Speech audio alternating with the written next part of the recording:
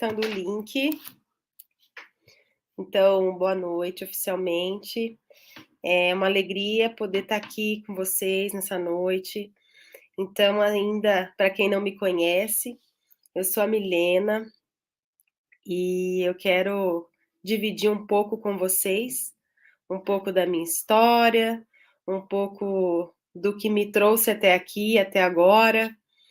E quero poder também contribuir com a história de vocês, com aquilo que vocês estão passando aí.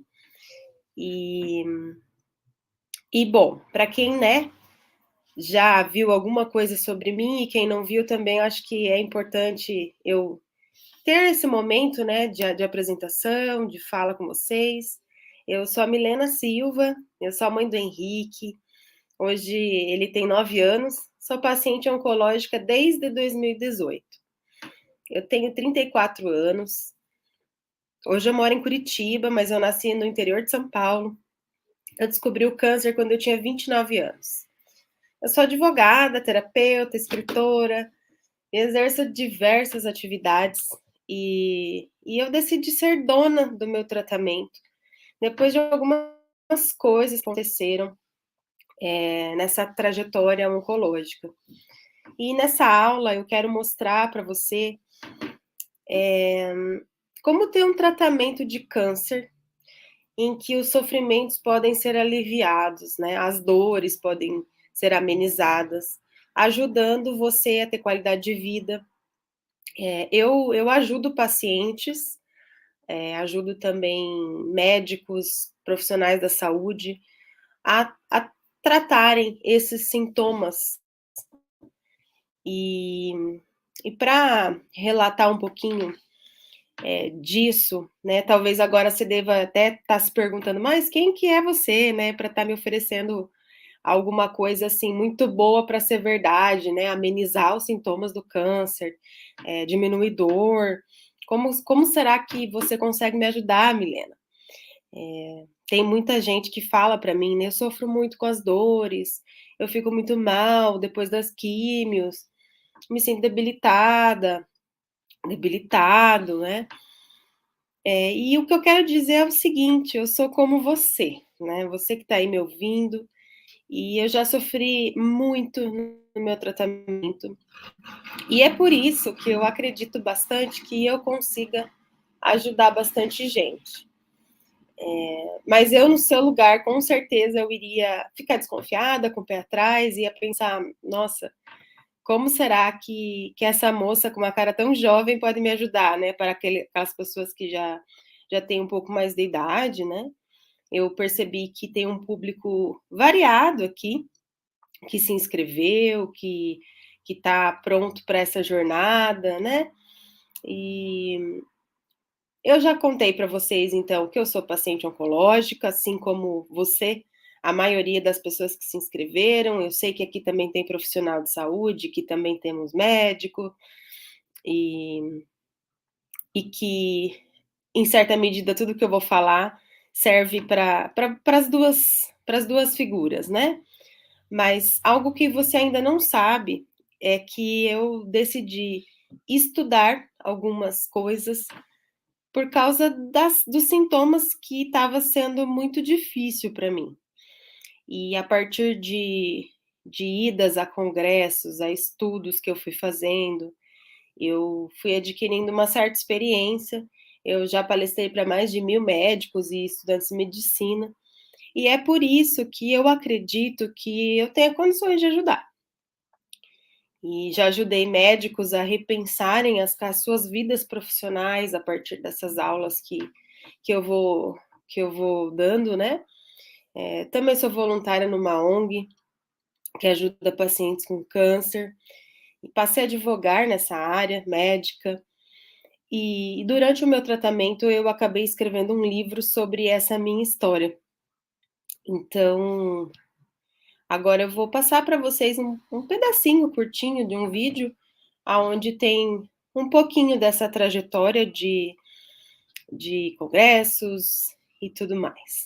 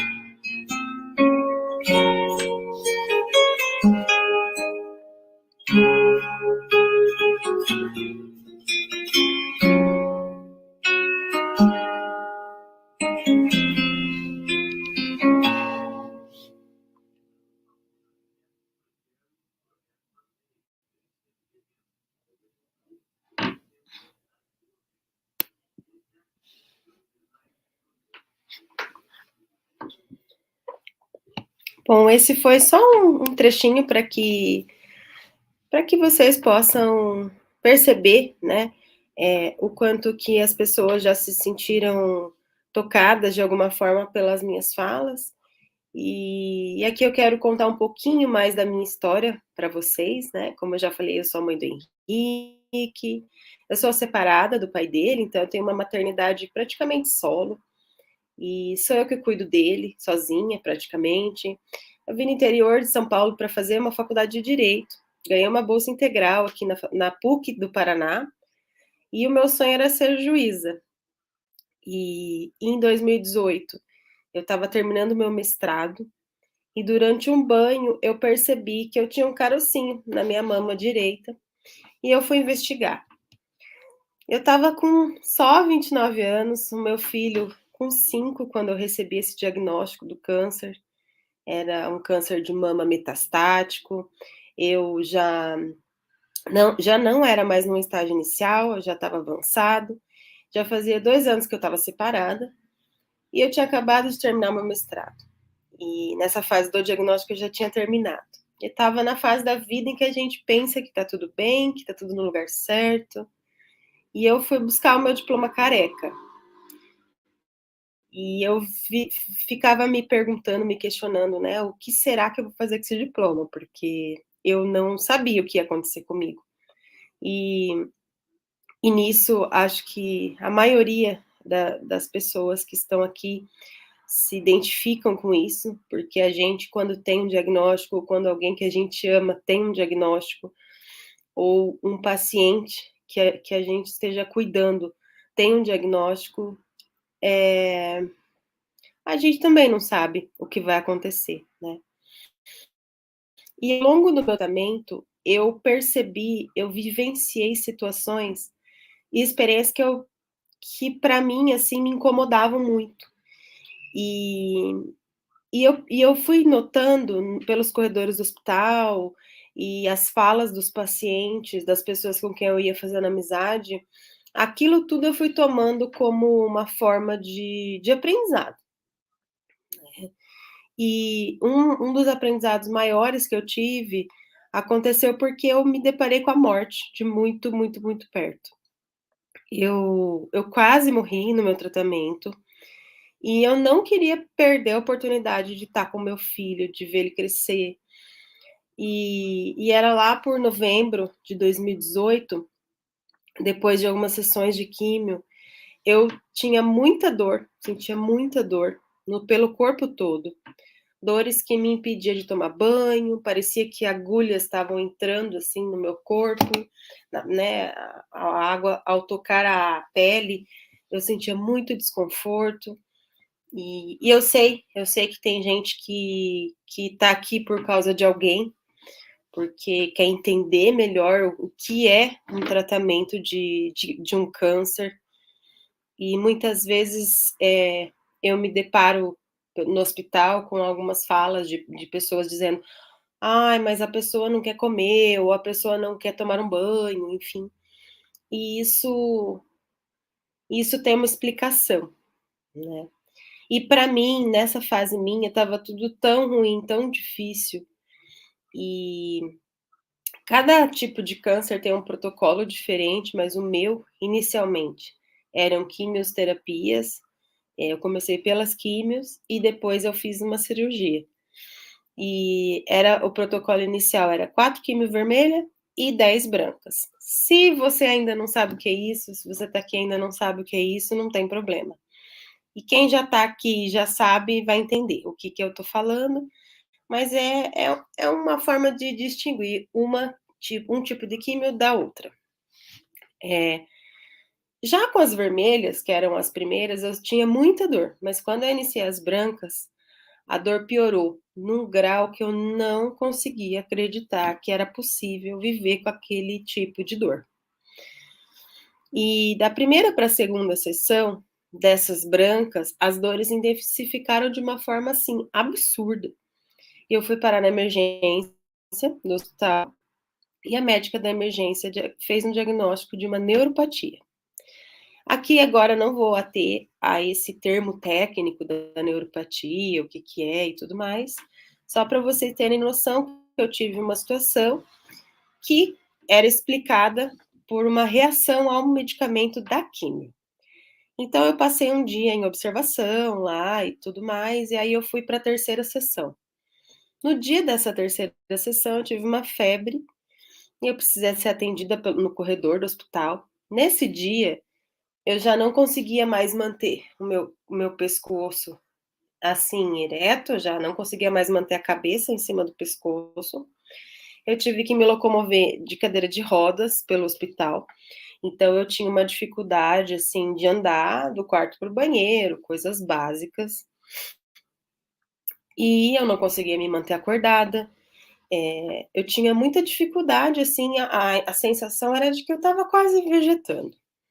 A médica que me atendeu no corredor do hospital era uma moça jovem, bonita, e e ela eu sentada, né, mal conseguindo abrir os meus olhos e sustentar minha cabeça, ela olhou de uma forma bem, assim, normal, vamos dizer, e me disse assim: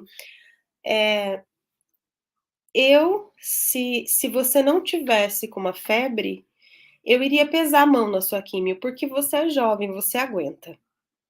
E eu nem consegui responder a tamanha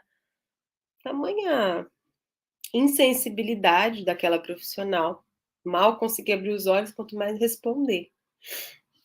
E depois desse episódio, algumas amigas passaram a ir me visitar e parecia que eu estava me despedindo, parecia que realmente não tinha muita esperança para mim. Naquela época, uma amiga que estava cuidando de mim, ela tinha me levado para casa dela para poder cuidar melhor de mim, porque ela tinha a vida dela, enfim, e era muito mais fácil para ela cuidar de mim eu estando lá. E ela teve uma sensação, assim, de que eu precisava urgentemente de algo que que nos ajudasse a entender o que estava acontecendo comigo e me sugeriu para visitarmos um médico fora do hospital que eu tratava, que é um hospital do SUS. Um hospital bom, mas é um hospital do SUS e tem suas limitações. E aí ele me disse de uma forma muito clara que eu estava tendo uma reação daquele remédio que eu estava tomando, daquele tipo de quimioterapia, e que se aquele remédio não fosse interrompido, eu não iria suportar o tratamento. E ele usou, assim, uma fala que deixou muito claro pra gente que eu iria morrer se eu continuasse tomando aquele remédio. E daí na semana seguinte eu fui para o hospital já sabendo disso. E quando eu conversei com o médico que me atendeu, ao me examinar, eu falei para ele: "Nossa, doutor, tô sentindo muita dor". E a fala dele para mim foi: "Ah, é normal". Aí eu falei e aí ele disse: "É assim mesmo, é normal". Eu falei: "Mas doutor, eu não consigo andar, eu não consigo ir do banheiro para o quarto, eu não consigo ficar em pé, isso é normal?". Ele falou: ah, não, o que eu quis dizer é que a gente precisa interromper esse medicamento. E por ali, era mais ou menos dezembro de 2018, e naquela noite, próximo a esses eventos, a essa fala da médica, o diagnóstico da neuropatia, eu tive um sonho. E no meu sonho, eu encontrava minha amiga, eu e minha amiga, a gente estava dentro de um porão escuro, e eu não conseguia ver a minha amiga, só ouvia a voz dela. E aí eu disse para ela, eu tentava tatear, procurar por ela ali dentro, não achava. E minha amiga falou assim para mim: ela veio te buscar. E eu sabia no sonho que ela era a morte. E aí eu falei assim: não, mas ela não vai me não vai me levar. E aí a minha amiga falou assim: não, mas ela veio te buscar. Tá na hora de você ir. Aí eu falei: pode mandar ela embora porque eu não vou. Pode mandar ela embora. E eu acordei e no dia seguinte algumas coisas começou a mudar. Nessa época, a minha amiga me contou que ia numa aula no CRM, que é o Conselho Regional de Medicina, para quem não sabe, e eu me convidei para ir com ela. Eu falei: o que você vai fazer lá? Aula do quê? Ela me falou do que era a aula. O tema da aula era comunicação em notícias difíceis. E nesse evento, né, nessa aula, que era para médicos, essa aula, mas é aberta para quem quiser. Só que não é comum, né, que pessoas fora da área médica estejam lá.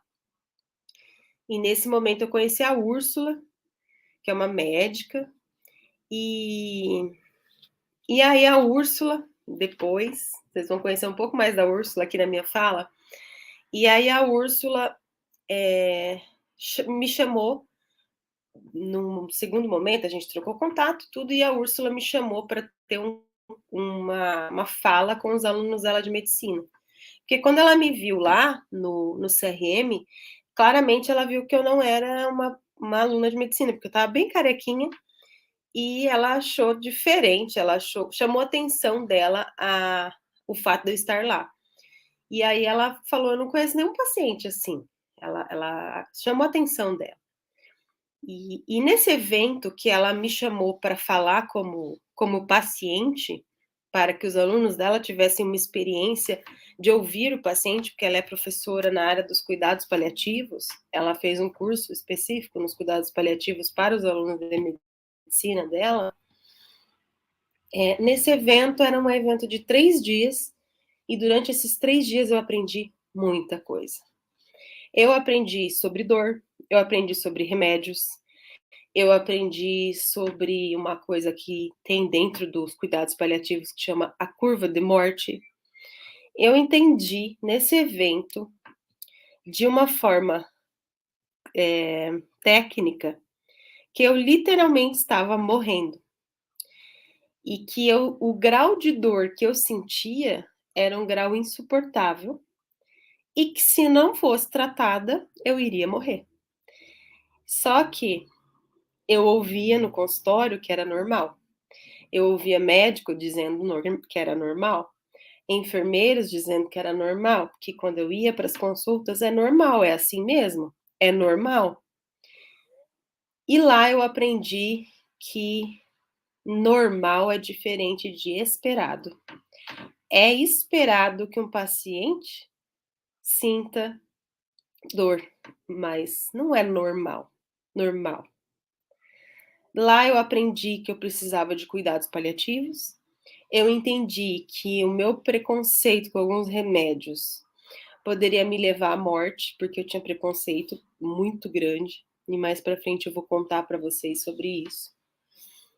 E a partir desse momento que eu fui nesse evento que a Úrsula me convidou, começou a chegar convites do Brasil inteiro, de várias faculdades de medicina, inclusive da região principalmente, para que eu pudesse falar com os alunos.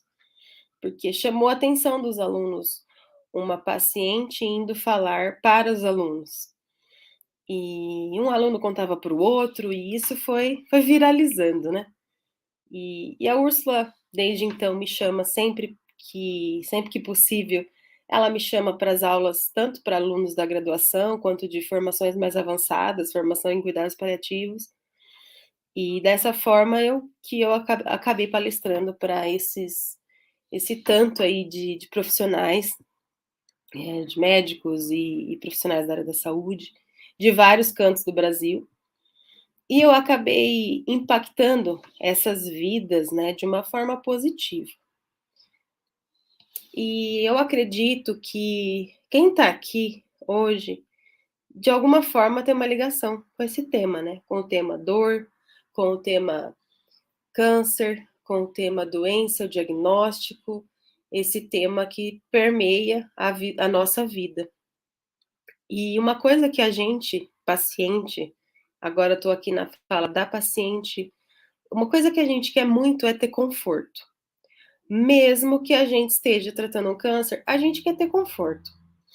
E meu desejo, como eu já falei, era ver o meu filho crescer. Só que eu também não queria mais sentir dor, não queria mais sofrer por causa daquela doença, mas necessariamente por causa das reações que eu tinha.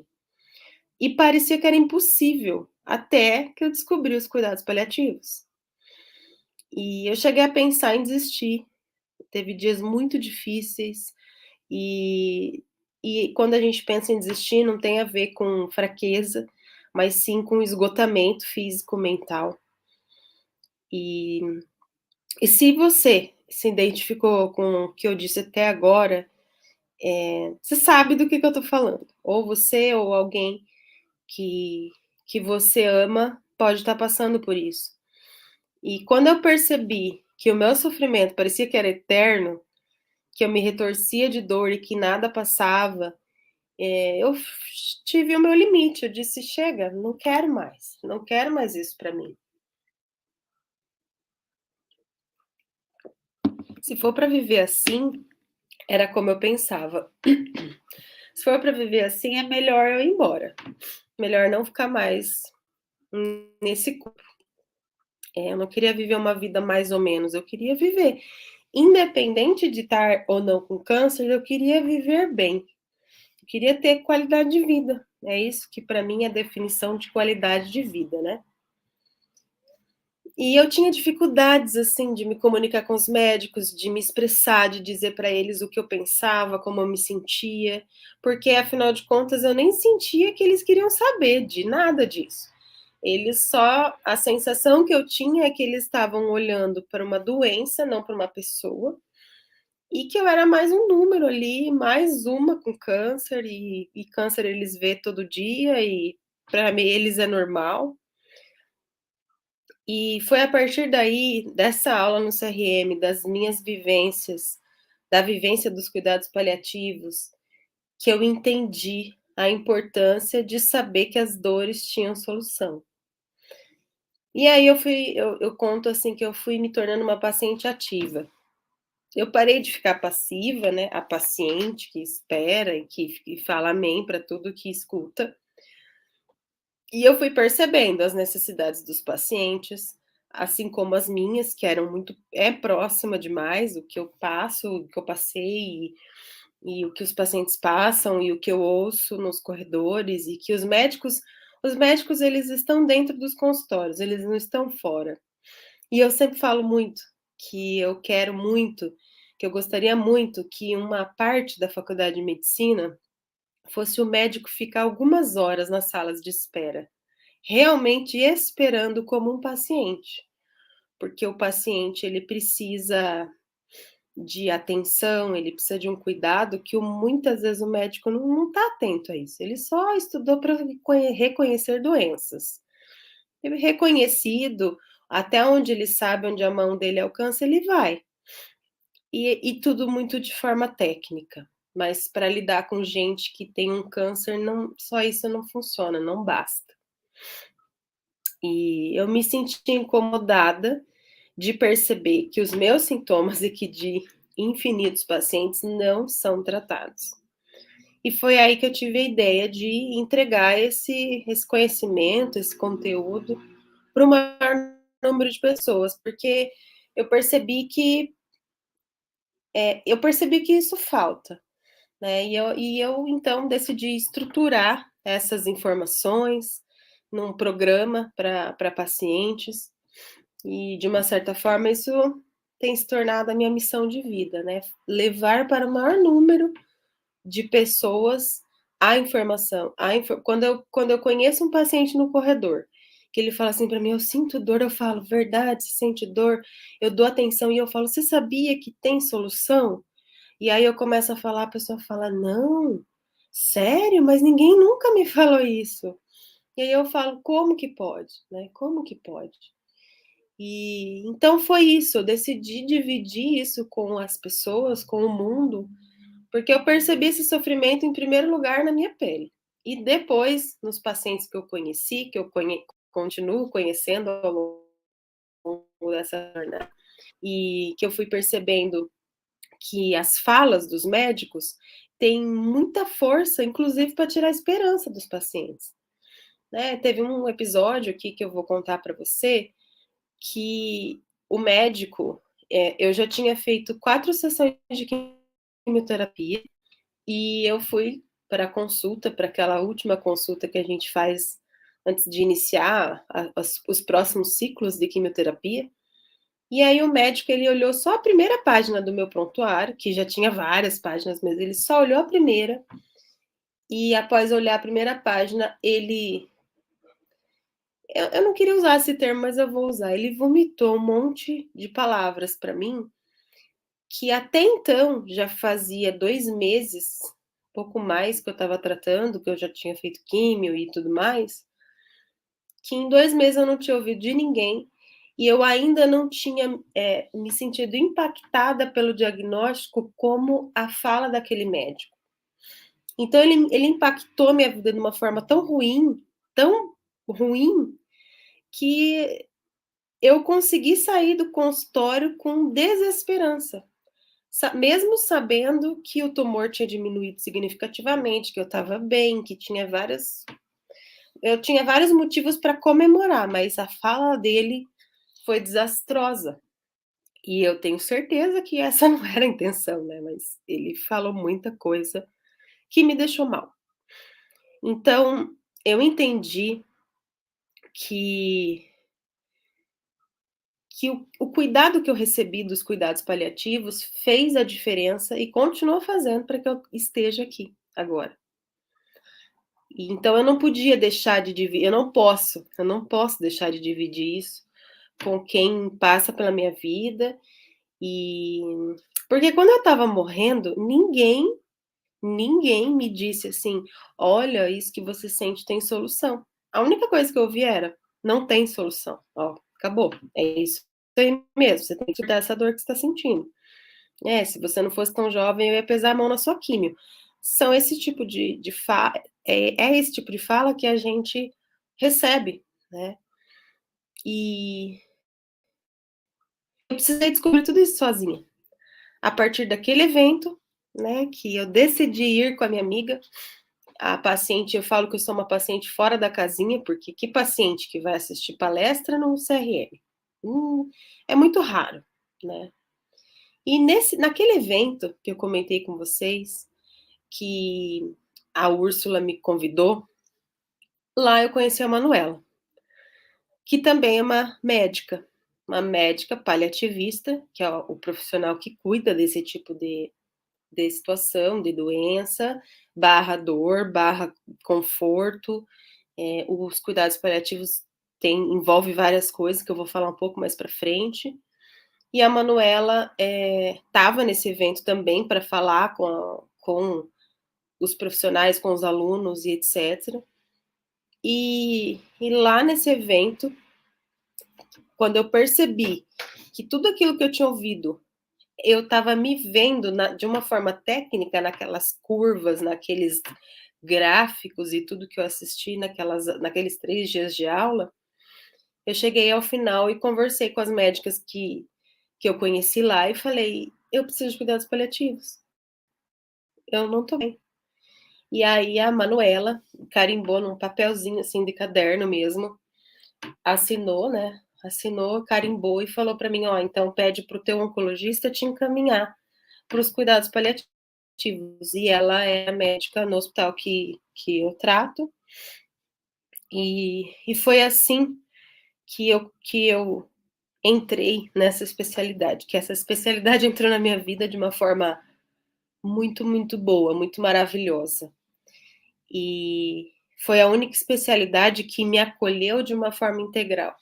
Que quando eu tenho alguma crise de dor, é quem me socorre, é quem fala: opa, tem alguma coisa que a gente precisa ajustar aqui, vamos lá. E hoje, para que vocês entendam, hoje eu estou em remissão, e é o que a medicina considera que não tenho mais células cancerígenas no corpo. Então, eu ainda vou ser acompanhada por longos anos, né? Porque como eu tive um câncer muito jovem, eu tenho que ser acompanhada bastante de perto. E eu continuo tratando as sequelas desse tratamento agressivo, porque não é assim, fiz químio e acabou e tá tudo certo, tá tudo bem, minha vida vai voltar a ser normal. Não é assim, né? O câncer, ele divide a vida da gente, em antes e depois, né? E, mas é através dessa ferramenta, que é a ferramenta do conhecimento, que a gente consegue ir superando essas etapas. Eu fiquei com.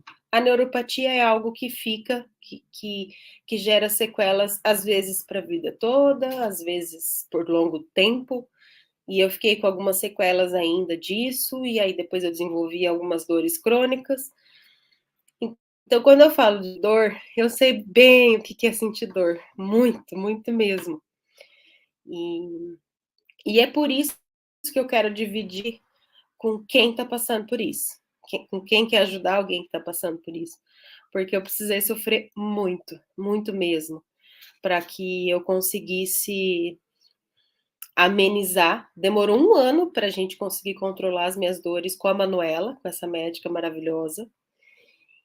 E só depois de um ano que a gente conseguiu, assim, ir começando a reduzir remédios e tudo mais, porque era uma dor de difícil controle. A dor do câncer, ela é uma dor de difícil controle. E, bom, aqui eu vou compartilhar agora um pouquinho com vocês algumas imagens desse processo que eu vivi, né? E aí, conforme eu for passando, eu vou falando o que é a trajetória disso.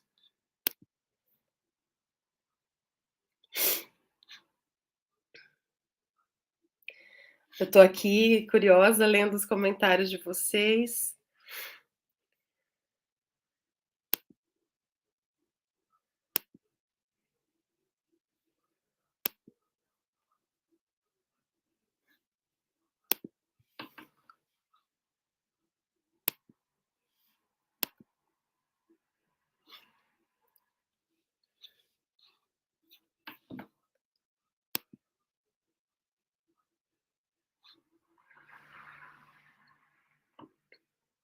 Bom, então,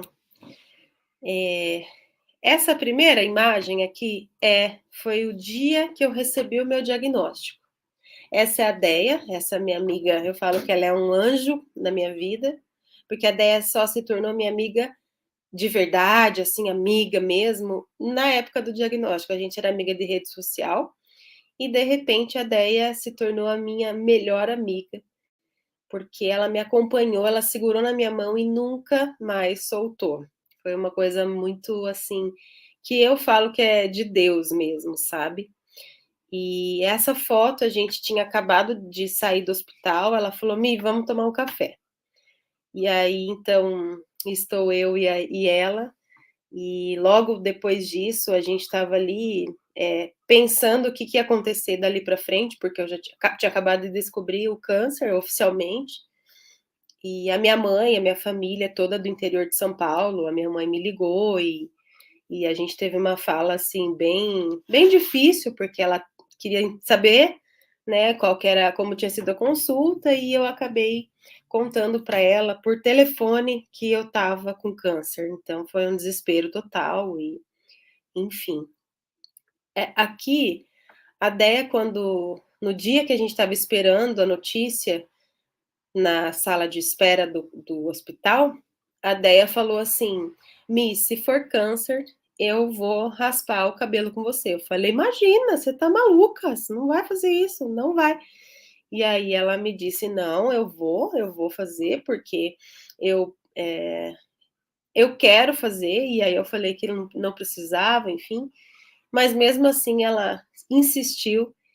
E aqui, né, aqui na imagem do meio, é a ONG que hoje eu sou colaboradora lá da ONG, porque me apaixonei pela ONG também. E uma coisa curiosa é que 8 meses antes de perder meus cabelos, 8 meses antes eu doei o meu cabelo para essa ONG. Eu fui na ONG, eu enfiei na minha cabeça que eu queria doar meu cabelo, eu doei meu cabelo. E alguns meses depois eu cheguei lá e disse: agora sou eu que quero a minha peruca. E aí, enfim, foi uma coisa muito maluca. E quando eu me vi careca, assim, né, como ali na última foto, eu decidi que eu não queria usar peruca. Enfim, foi uma escolha minha, acabei assumindo a carecona e por aí foi. E aqui são os momentos, né, da gente raspando o cabelo. E aí aqui é uma imagem que tinha um pessoal lá que acabou filmando, fez esse videozinho, que a gente raspou o cabelo e eu não vi ela e ela não me viu. A gente só se viu depois dessa cena que vocês vão ver agora.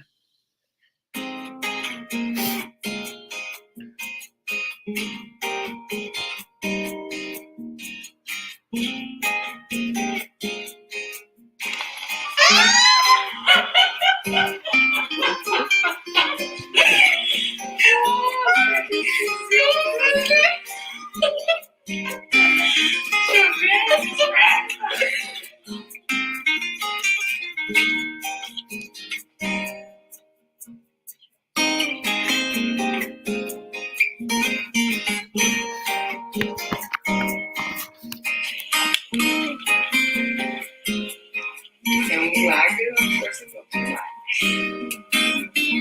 Vou te dar um conselho: jogue e não se preocupe, vai dar tudo certo. Jogo do contente.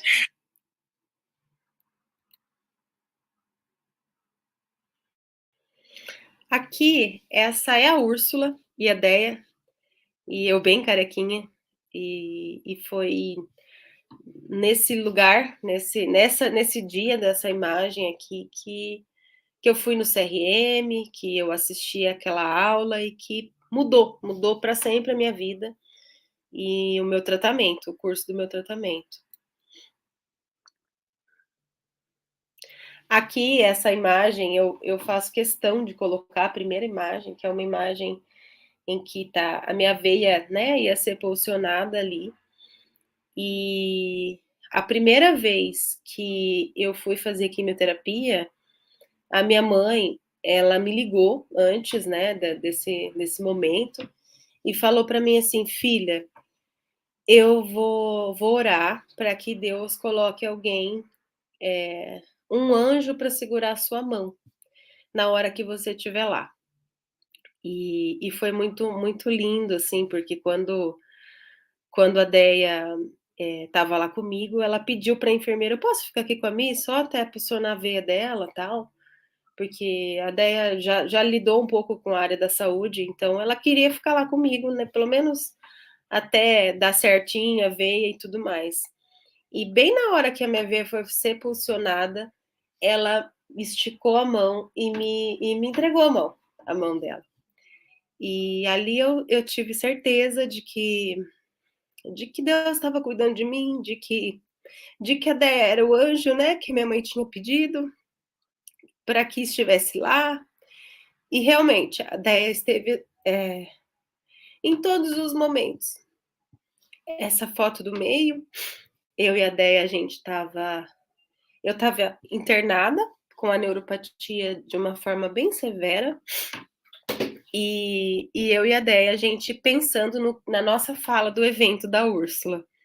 E aí a gente até postou essa foto e falou assim: mesmo internada, a Milena tá trabalhando, a Milena tá pensando no que vai falar e tudo mais. E essa foto também, a última, é de uma cliente que quis tirar foto minha. Falou: você tá tão bonita, careca, eu posso tirar uma foto sua? Eu falei: nossa, pode, tudo bem. E, e sempre que eu falo disso, eu me emociono, porque é tão bom a gente saber que a gente pode contar com alguém, né? Que a gente pode ter esse apoio, né? Esse segurar na mão. E eu falo que às vezes a gente pode segurar na mão de alguém mesmo não estando do lado dessa pessoa fisicamente, né? A Deia estava fisicamente. E aqui são outras cenas, né? De quimioterapia e tudo mais. Naquela fase que eu falei para vocês, vou voltar aqui que eu já explico essa próxima imagem. Naquela fase que eu falei para vocês da neuropatia, a gente suspendeu o medicamento. Eu fiquei 21 dias sem remédio. E aí eu precisei. E aí eu voltei com um outro tipo de remédio para poder continuar seguindo o tratamento.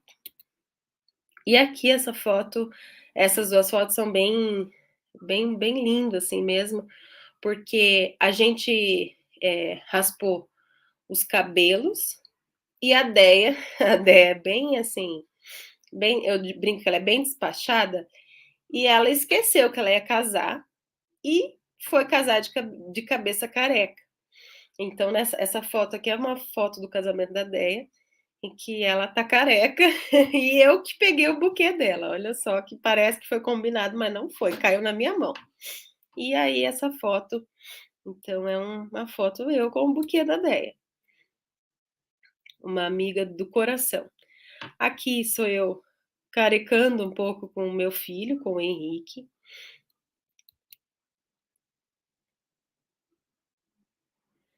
E essa foto, a de baixo, é o meu primeiro dia das mães, oficialmente ali com câncer.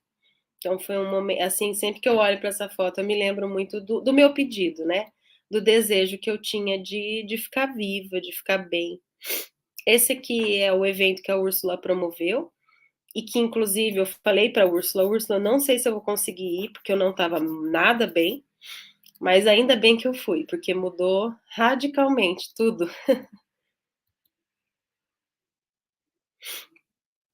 E aqui, essa cena, assim, a Úrsula sempre fala muito, porque inclusive foi ela que postou esse vídeo, que ela fala assim, uma fala da Milena vale mais do que 10 aulas teóricas, porque a gente consegue ler exatamente o que um paciente precisa. E nesse evento, né, que foi essa foi a nossa fala, foi a nossa última, nós que falamos por último no evento dela, e era possível ver muita gente emocionada com a nossa fala, com a nossa amizade, com tudo que a gente relatou ali. Então aqui tem um videozinho curto também.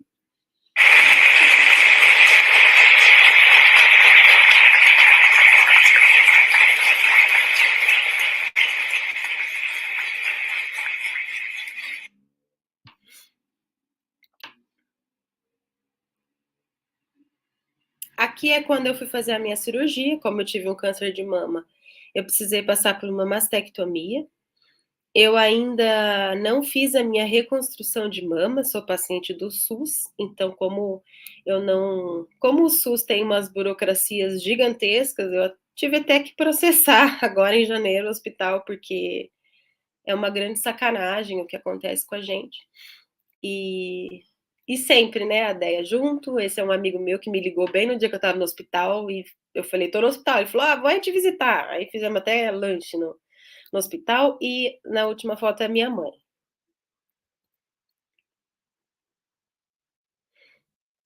Aqui também algumas cenas nossas no hospital e no ambulatório de quimioterapia, no dia que foi tirar o dreno, essa foto da esquerda, que a Deia tá de lenço ali, é o dia que eu fui tirar o dreno da cirurgia. E aqui sou eu já voluntária na ONG, aonde hoje eu escolhi, né, fazer parte, para falar, e todo ano eu palestro no Outubro Rosa, que a gente brinca que nem é tão rosa assim. Nesse meio tempo eu virei escritora, logo que eu entreguei a última cópia do meu livro, desse livro específico, de Dreno. Escrevi a dedicatória lá de Dreno, foi terrível. Eu acabei dando uma entrevista para o UOL Tabu, é o nome da página específica, porque eu comecei a falar disso abertamente, falar, né, tanto como paciente, como advogada, como interessada nesse tipo de assunto, né? Aí a ONG me leva para onde vai e eu vou, né? Fui na televisão, tem uma TV Evangelizar aqui de Curitiba, fui para vários cantos. E aqui é uma foto minha no lançamento desse último livro que eu tenho, que eu decidi escrever sobre o câncer, porque para mim, quanto mais gente ter acesso a essa informação, mais gente vai ficar melhor. É o que eu penso, né? E eu escolhi esse tema, além da cura, esse título, porque para mim, estar curado não é não ter câncer. Eu, por vezes, durante o meu tratamento, eu me sentia curada. Mesmo sem saber se eu realmente estava curada, se tinha ou não tinha células cancerígenas no meu corpo, mas eu sabia que no meu emocional eu estava curada.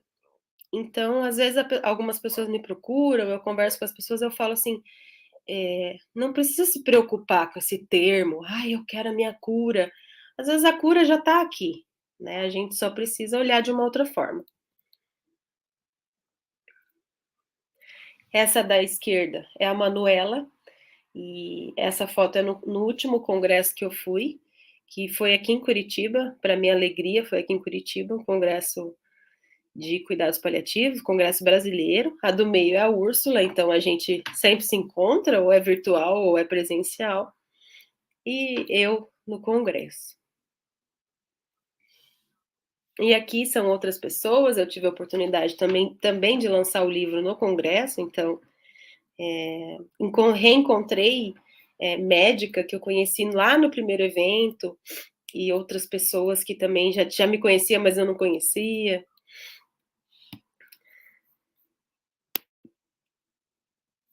E eu vi que alguém perguntou aqui, né, se é oferecido esse tratamento pelo SUS, Ana Paula, sim, é oferecido.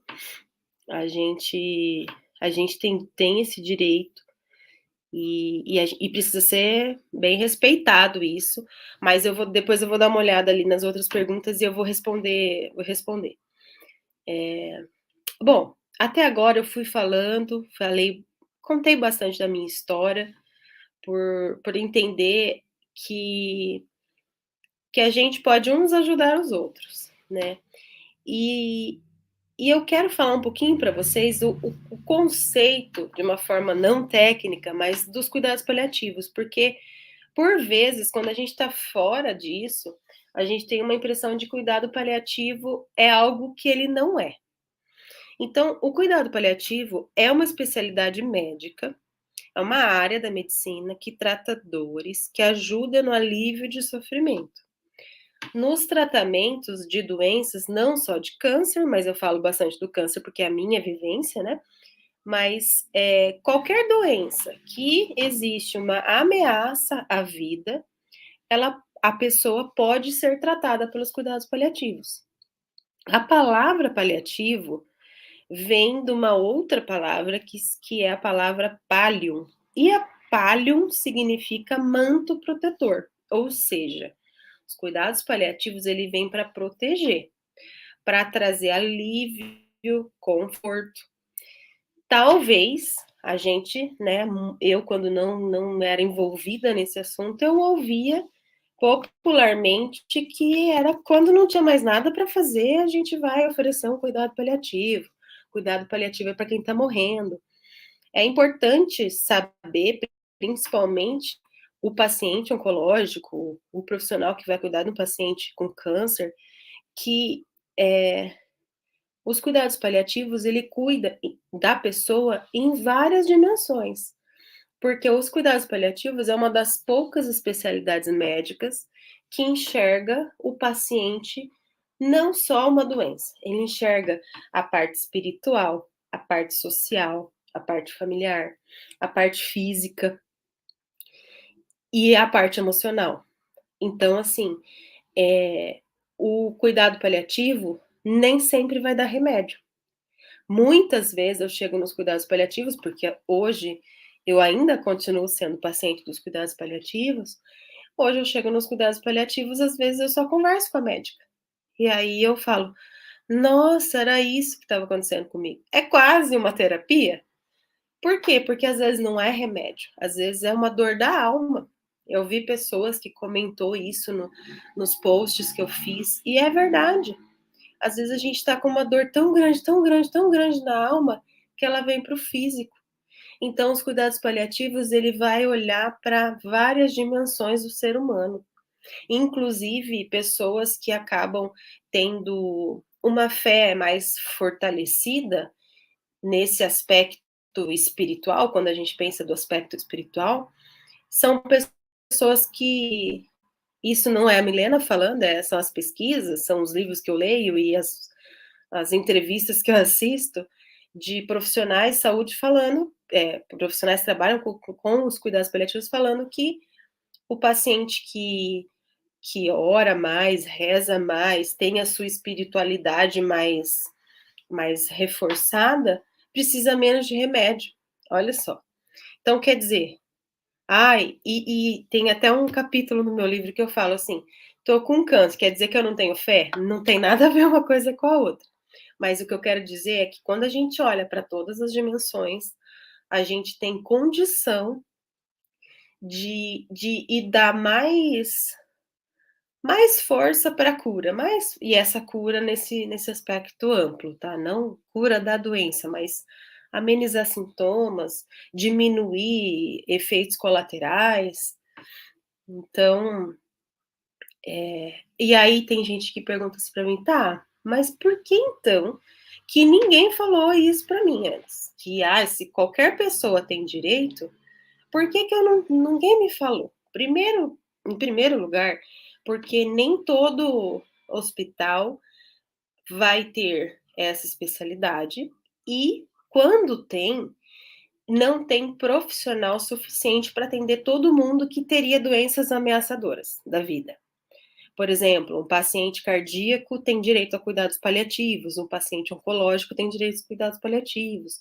E aí eles destinam os cuidados, isso comumente, tá? Eles destinam o cuidado paliativo para o paciente que tem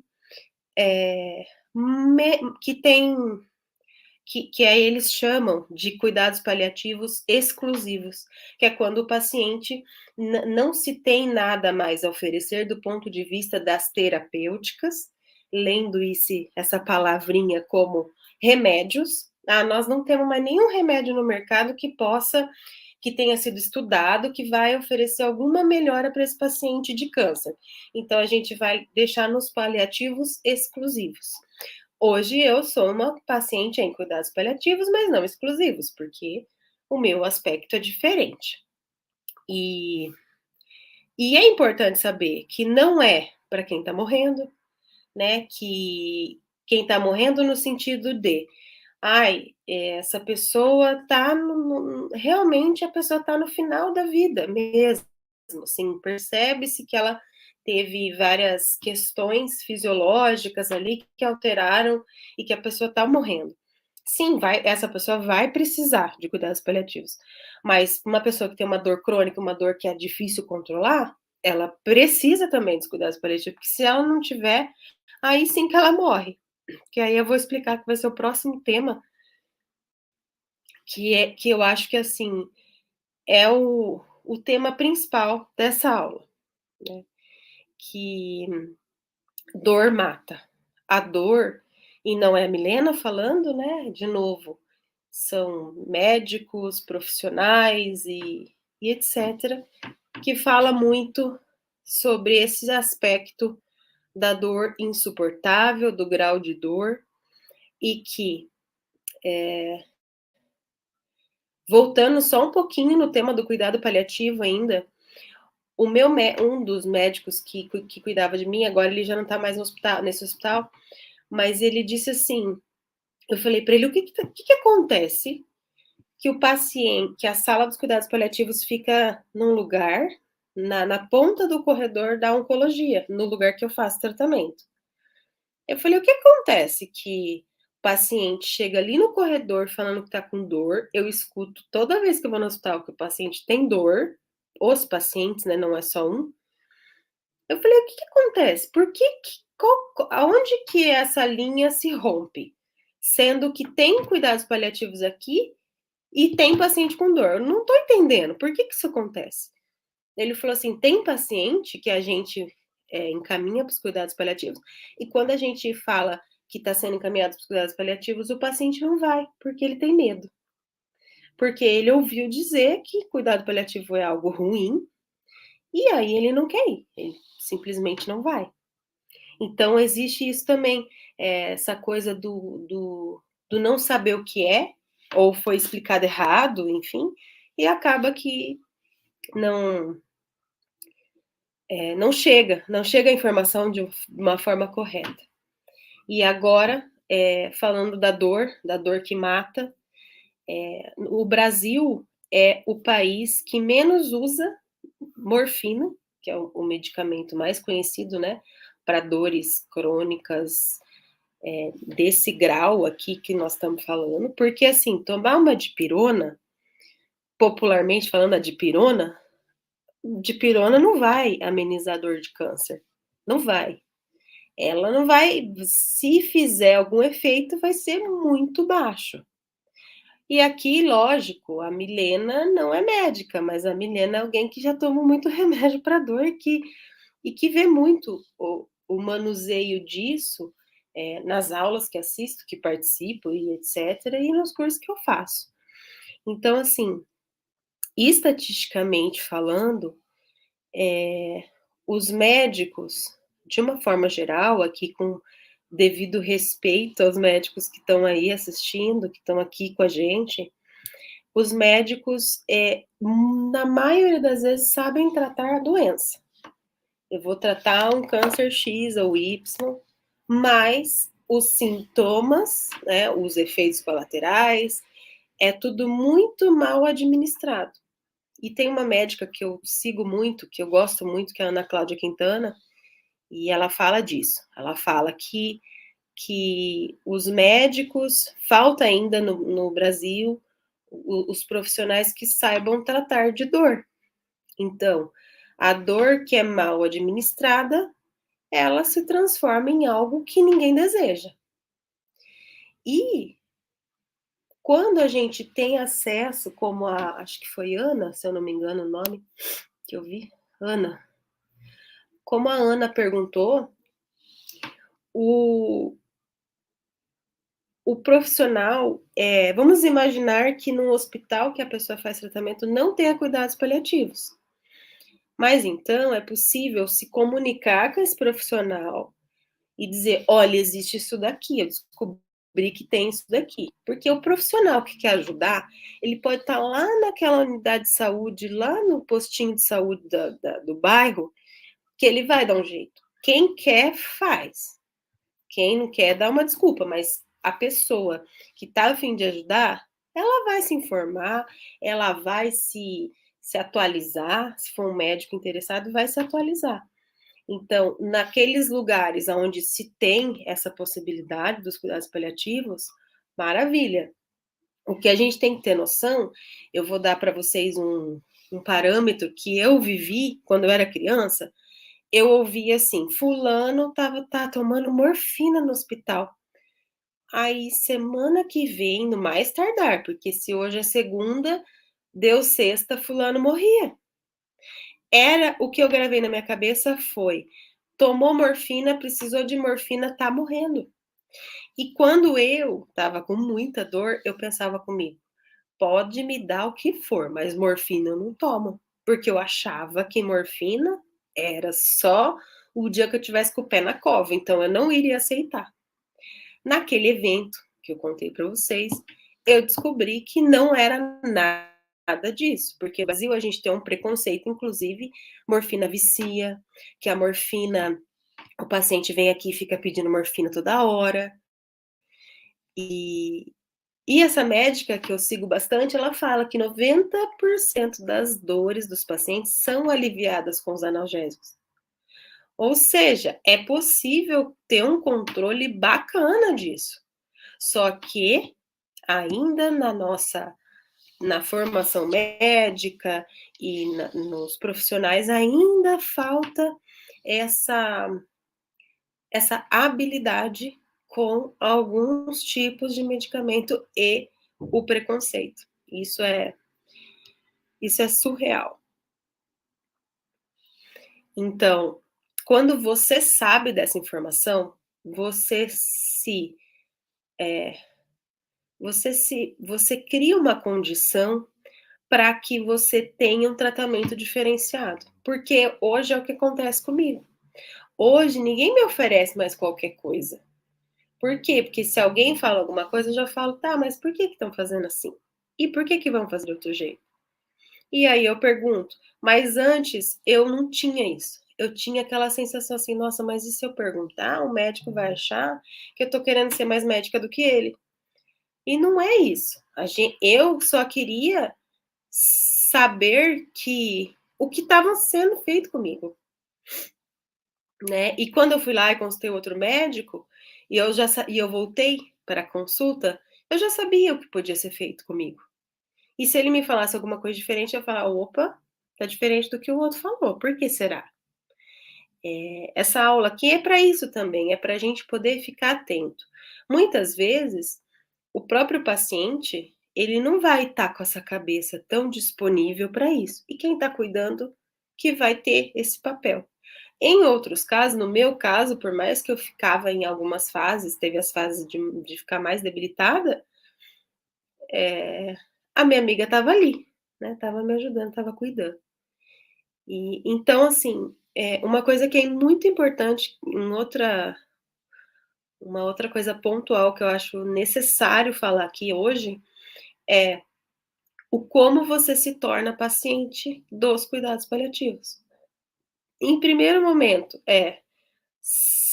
solicitar para o seu médico oncologista ou para algum especialista que ele encaminhe para os cuidados paliativos, verificar se tem essa possibilidade no hospital onde trata.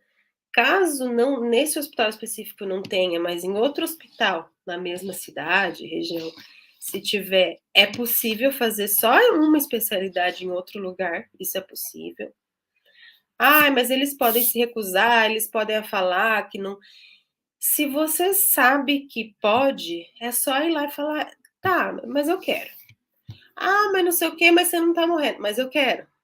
Ah, porque assim, pode ser que vai ouvir N coisas e que não importa muito. O que importa é que você sabe que você precisa, ou que alguém de quem você está cuidando precisa.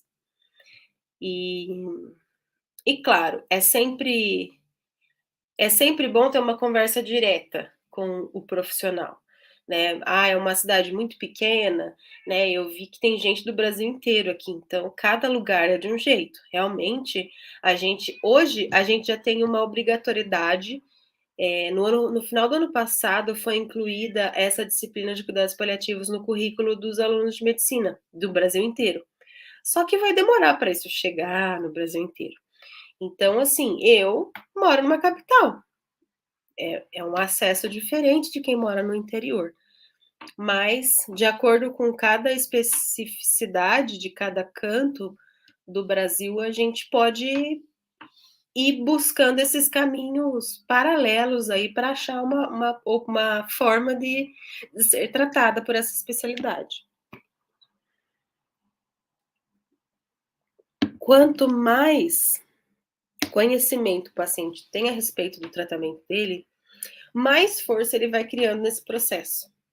Isso é muito perceptível, assim, quando eu converso com as pessoas, quando a pessoa sabe o diagnóstico dela e, enfim, cada um passa por esse processo de um jeito, né? E, e quando a gente pensa, então, na cura, na doença, se isso é curável ou não, eu volto naquela fala que eu acabei de falar agora há pouco, que a gente tem essa opção de como que eu quero pensar a respeito desse diagnóstico, dessa situação, apesar da doença. Apesar dos pesares, eu ainda ter aqui. É, se vocês provavelmente vocês já ouviram isso. Algum caso de paciente que teve um diagnóstico, o médico falou, vixe, essa pessoa vai viver só 2 meses. A pessoa está 10 anos viva, né? Eu conheço uma moça que ela conviveu com o câncer por 12 anos e viveu muito bem, né? Mas ela era uma paciente assistida pelos cuidados paliativos. E então, assim, tudo aquilo. Depois eu até vou dar uma olhada aqui nas perguntas.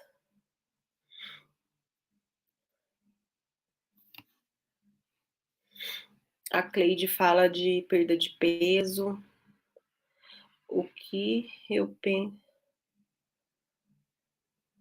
Bom, eu não sei, Cleide, se você for alguém que está em tratamento, eu acredito que nesse momento talvez não seja o melhor momento para você pensar nisso.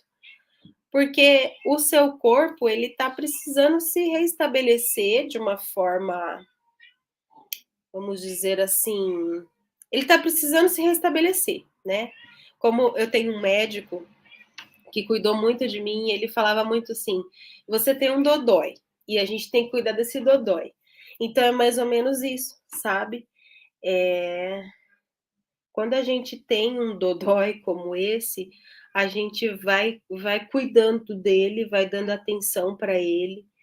E eu refiz muita coisa na minha alimentação quando eu tive o diagnóstico. Inclusive, uma das coisas que eu fiz, eu fui num médico especialista em alimentação. Então, eu me tratei de diversas formas, não só com o tratamento convencional. E é possível a gente ficar bem, é possível a gente ter um tratamento. Por exemplo, eu vi que teve gente que comentou que tinha muita náusea, né? Muito vômito. Eu não tive quase. Talvez tem gente que vai falar, eu quase não tenho dor, mas eu tenho muito vômito, ou eu tenho as duas coisas. E tem alguns tipos de alimentos que ajudam a gente a ter menos náusea, ou a ter menos dor, por exemplo. Mas uma coisa é fato, se for relacionada à dor, vai, vai levar um certo tempo até o corpo se acostumar com essa curva, tá? Com essa curva de adaptação ao que está acontecendo no corpo. E deixa eu ver mais alguns comentários. Eu respondi a da Ana Paula.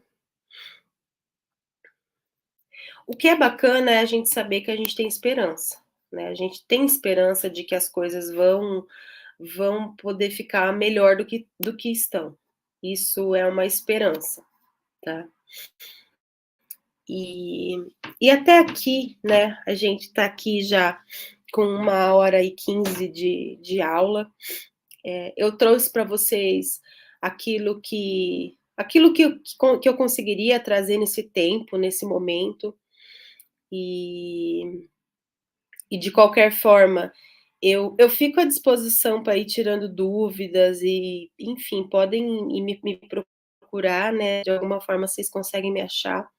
Até agora foi o que eu consegui dar nessa aula, mas para quem quiser, né? Se você quiser dar um passo além nessa jornada, eu tenho uma oferta para oferecer para vocês.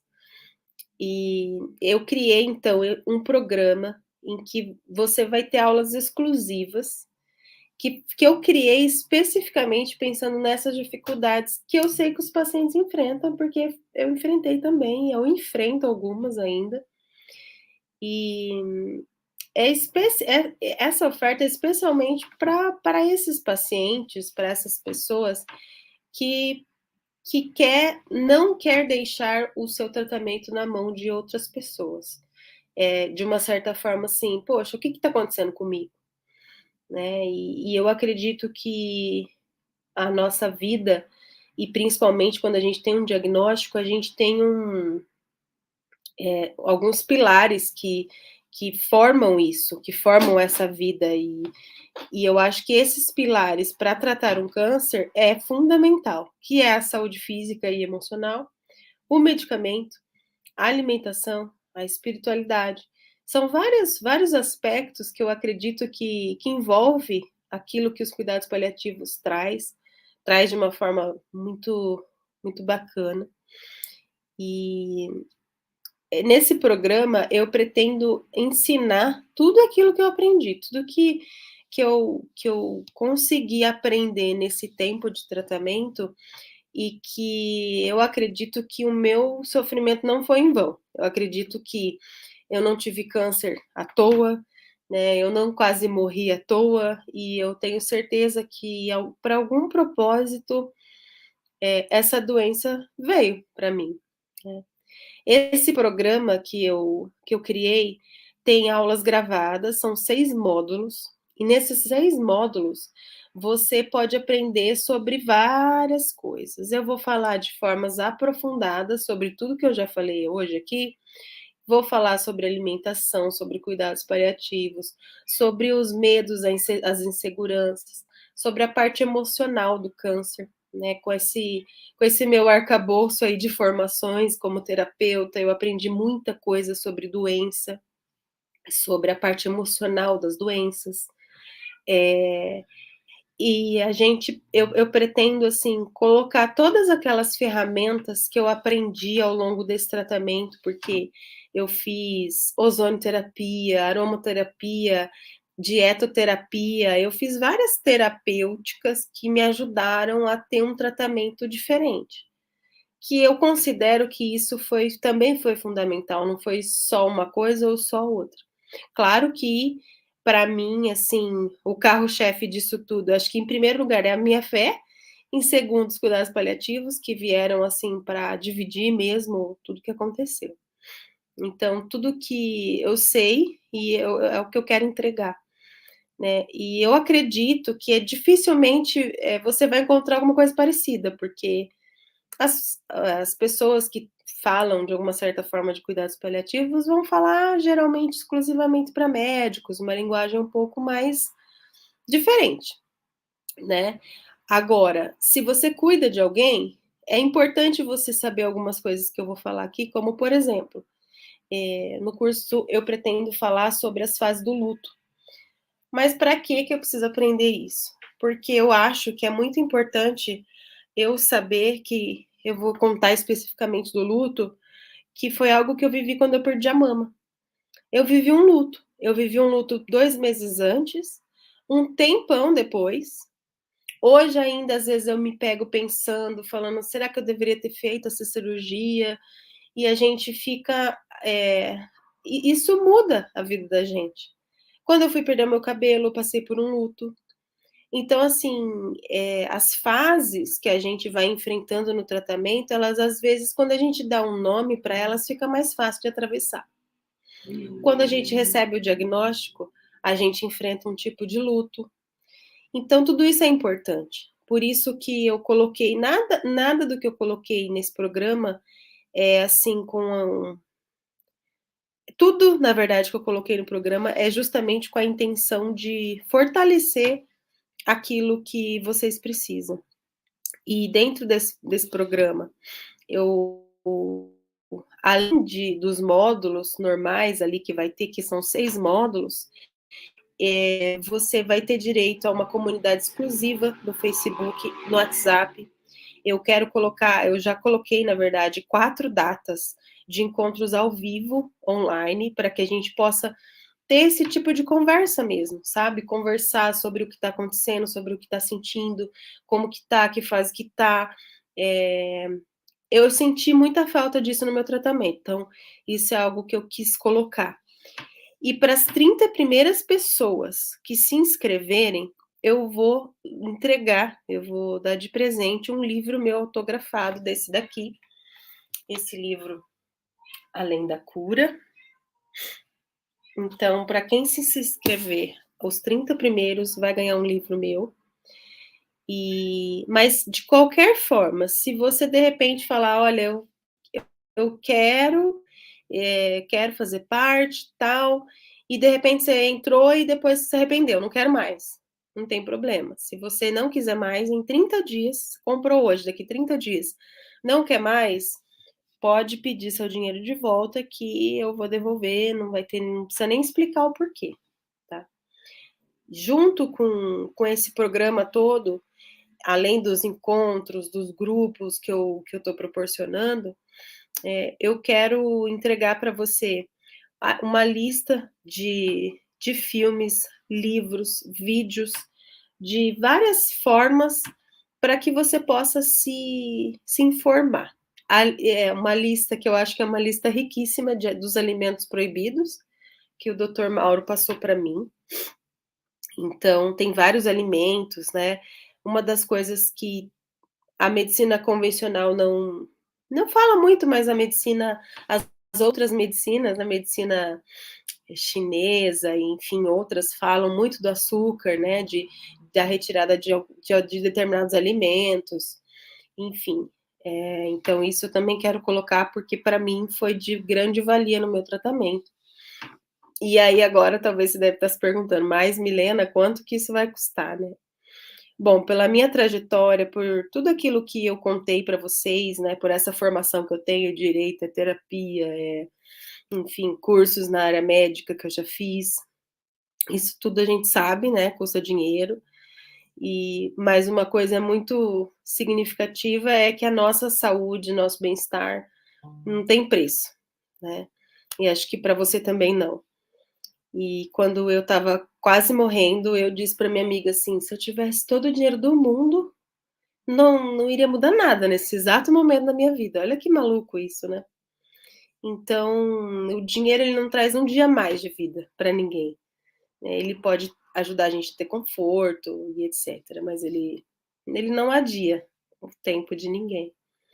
Então, a gente também precisa se perguntar qual é o preço, né, que a gente paga por sofrer. Eu tive que passar por esses percalços até descobrir algo que fosse significativo e que fosse ajudar demais, assim. Então, hoje, né, se uma pessoa fosse fazer uma terapia comigo, ela iria pagar R$ 497. Se ela fosse fazer uma mentoria comigo, que eu dou mentoria em diversas áreas, ela ia pagar 1.397. O meu livro custa R$ 49,90.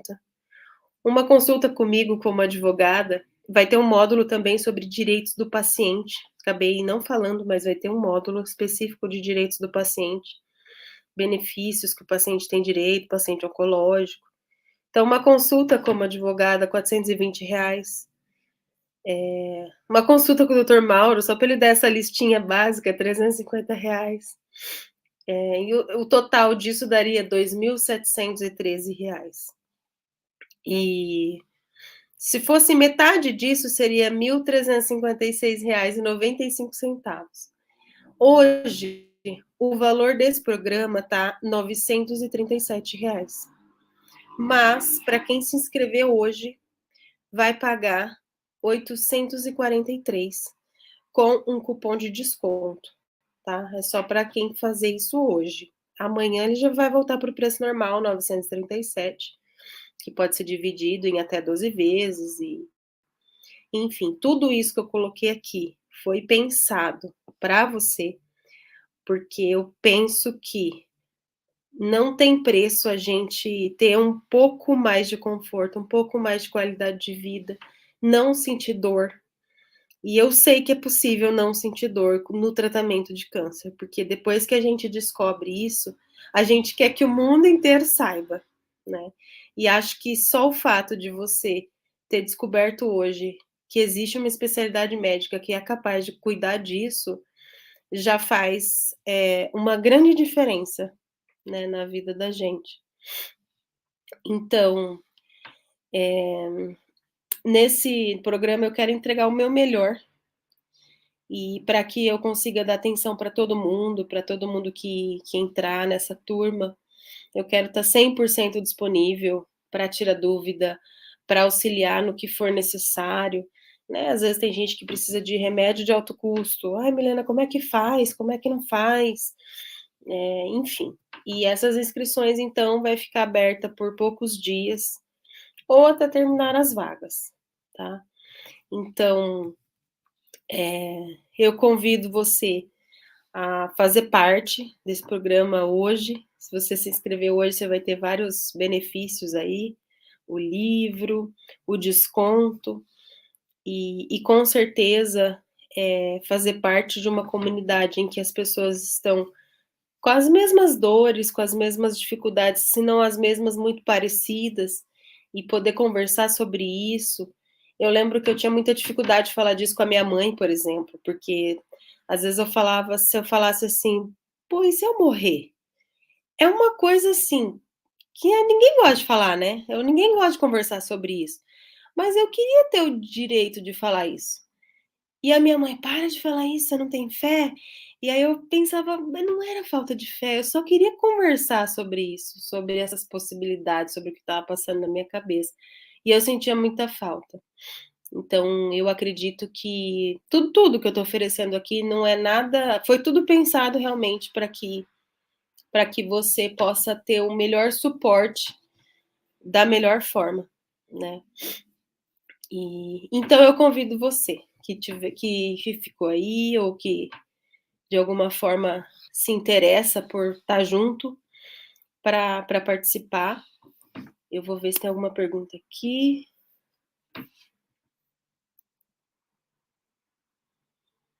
Uhum. Quero muito saber.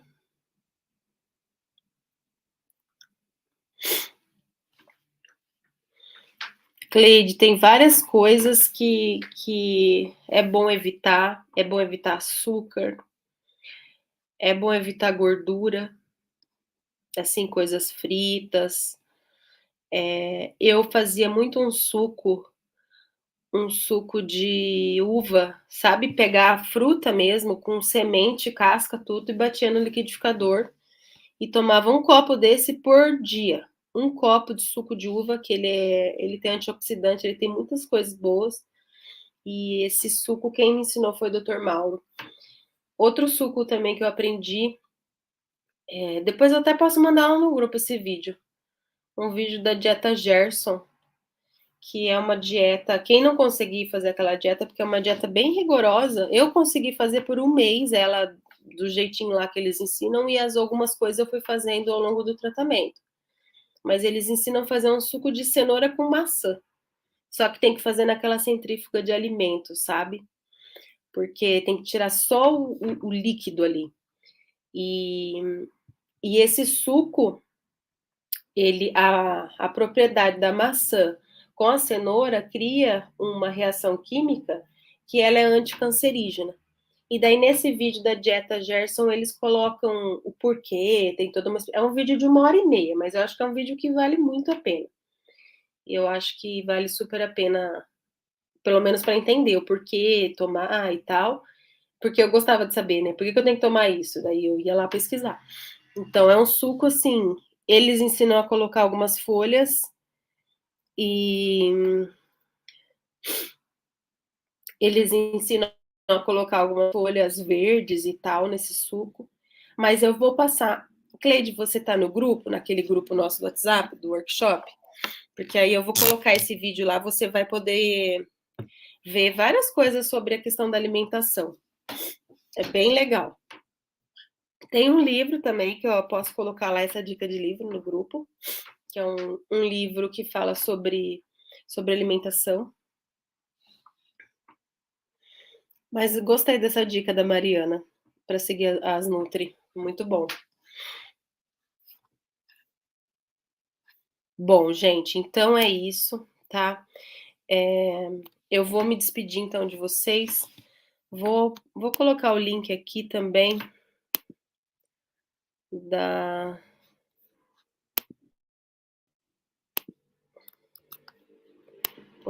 aqui para vocês o link.